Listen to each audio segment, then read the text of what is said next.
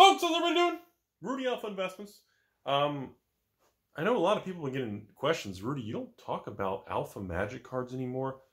You don't really talk about reserve lists anymore. Rudy, you're not even talking about like the old Four Horsemen sets anymore. Like, is there something you want to discuss? You're not mentioning a lot of these things.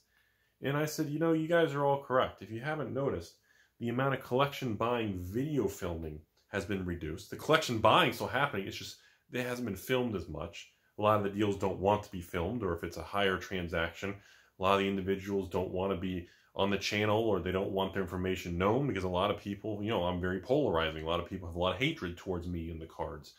And, you know, I get a lot of questions saying, well, Rudy, what about the Alpha? Can you just talk about the old cards and give us what you think's happening? And well, I mean, okay, I'll give you guys some generic stuff. Some of the questions I got recently were about like basic lands, alpha beta basic lands. People have been asking me, well, Rudy, do you think these alpha beta basic lands, are they gonna? There's so many of them. You know, they're very heavily printed compared to other alpha beta cards. And I said, honestly, I've told you all before. Alpha beta basic lands. There's going to be a time in the future where those cards are going to be $100 a piece. Alpha beta basic lands are $100 a piece. There's nothing else to say about it. Some of the other things people ask me about, well, you know, Rudy, have you noticed the revised cards have run out of steam? They seem to be stabilizing and retracing on the buy list. Yes, that's correct. A lot of what we experienced recently was the revised cards went up so much between the 10 duels, of course, copy artifacts, the good old wheel, even some of the uncommons, and like, you know, the Zuvin Doppelganger, which is rare, but uncommon like the Tutors and Soul Rings. You know, yeah, we saw such a run-up. The market is going through a consolidation phase. And so many people locked in those prices with, you know, buy lists and stores. We are seeing stabilization in the prices, and we're also seeing that some of the stores are kind of backing away because they're acquiring a little too much inventory. Remember, buy list prices can be adjusted with nothing to do with the market. When a company has a certain position in those particular cards, if the company doesn't want more of the cards, they don't want to tell the customers no, what they're instructed to do is they tell the employees to lower the buy list prices to kind of, well, we'll take more, but we're not paying as much. Hence, in other words, something that a lot of people run into when they do buyouts on reserve list penny stock cards. They buy 500 copies of a 50-cent reserve list card. Even if the card goes to $5 and you buy list it for $4, the problem is most stores have a cap on the buy list, which is usually either 4, 8, or 12, or 15 copies. So if you have 500, they're not going to take over those 15 copies. If you want to sell them more than that, the price is going to drop off hard, and they're going to hedge their risk. So that's all that really means. But yes, as far as the comment on revised cards, I think we're going to be in a consolidation phase for the near term here before we see any other further leg ups. I mean, again, it's already been a substantial move. I mean, you know, it can't just go up every single day.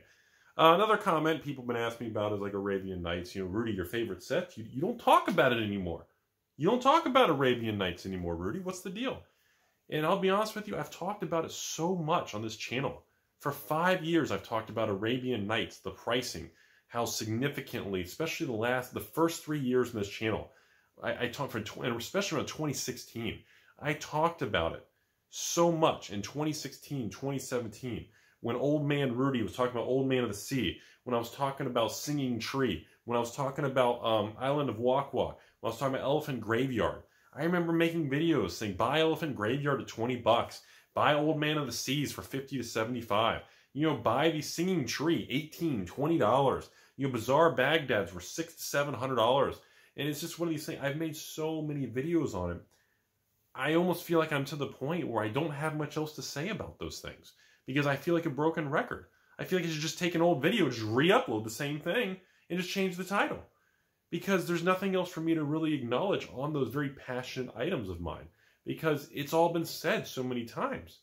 The same thing with the collection buying. You know, we were hitting a point where I'm not sure if rediscussing certain topics or aspects of those collectibles is even really, like, do people want to watch it? Is it even beneficial to myself, or the viewers, or the patrons, or the people? I mean, you know, there's a point where it's just kind of like, I've said every possible thing there is to say about those items. So just because I'm not making videos on it anymore, I don't know if there's anything else to really discuss. Everybody knows. If you've watched literally 10% of the videos on this channel, I know there's over 2,000 videos on this channel.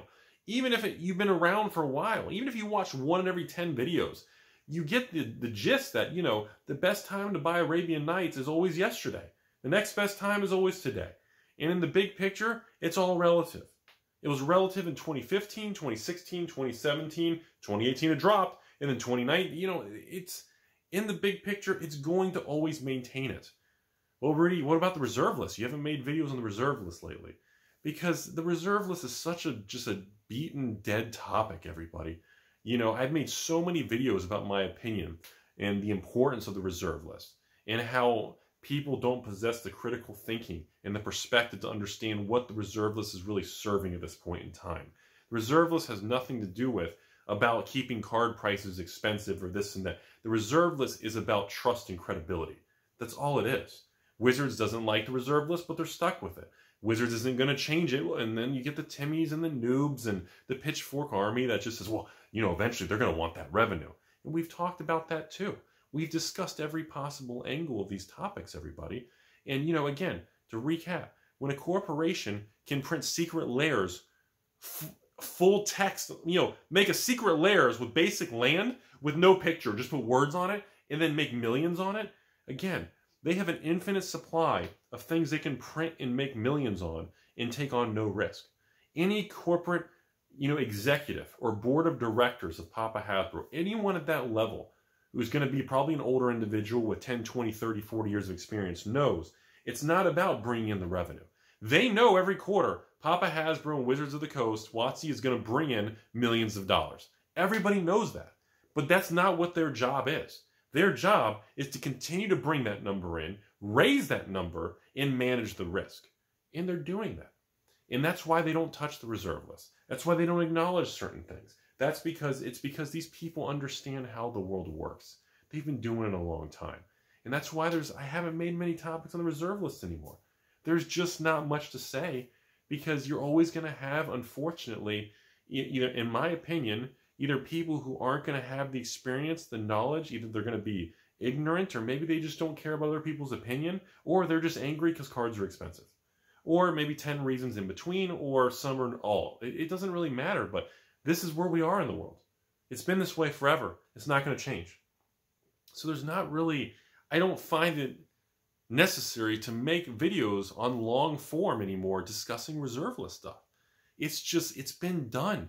The reserve list is going to be like 30 years old in a couple years. You know, I mean, it's at 20, 25, 30 years, you hit a point where it's like, can you take a hint? So, you know, that's kind of my topic on that. Towards the end of the video, I know no one's watching anyways. I get questions still all the time. Rudy, you know, are you ever going to open up your stupid Patreon account? You know, I said, look, I don't talk much about the Patreon account anymore because the world in 2021, the demand for collectibles is unlike anything I've ever seen. It's unlike anything I ever planned for. And I know everybody made fun of me, hate mail messages, because I shut down the Patreon at the beginning of 2020. And of course, you know, the world went psycho in 2020 and everything went crazy with viruses and Godzillas and, you know, and so the timing was kind of awkward. But everybody made fun of me thinking, oh, here's Rudy doing another publicity stunt. And then every 2 months he's going to do a flash sale where he opens up his Patreon account for one day. Remember all that stuff? And people thought it was a selling ploy. And well, I hate to break it to you all, but 380 something days later. Oh, wait, hold on.